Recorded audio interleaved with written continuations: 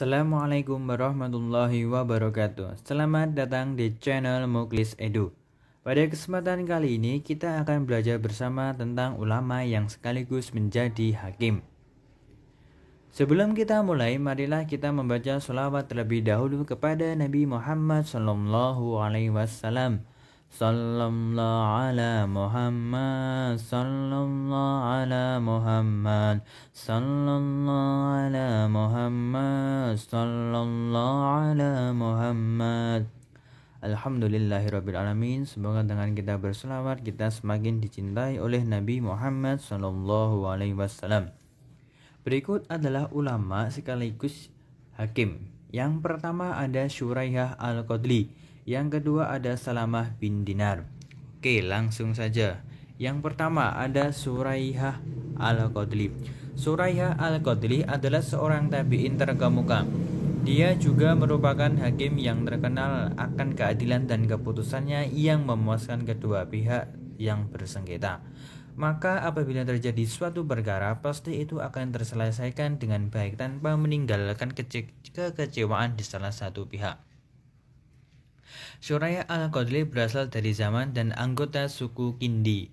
Sebelumnya, tidak banyak yang mengenal Syuraihah Al-Qadli. Bahkan, Khalifah Umar bin Khattab sendiri tidak tahu siapa Syuraihah Al-Qadli. Hingga suatu saat, Umar bin Khattab berperkara dengan seorang Arab Badui soal jual beli kuda.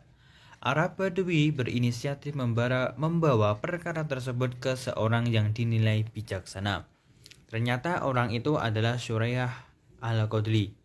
Umar bin Khattab menyetujui ide Arab Badui tersebut.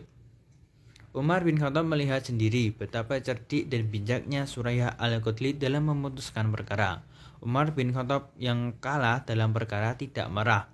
Ia malah terkagum dengan cara Syuraihah Al-Qadli memutuskan perkara. Tanpa ragu, Umar bin Khattab menunjuk Syuraihah Al-Qadli sebagai hakim di Kufah.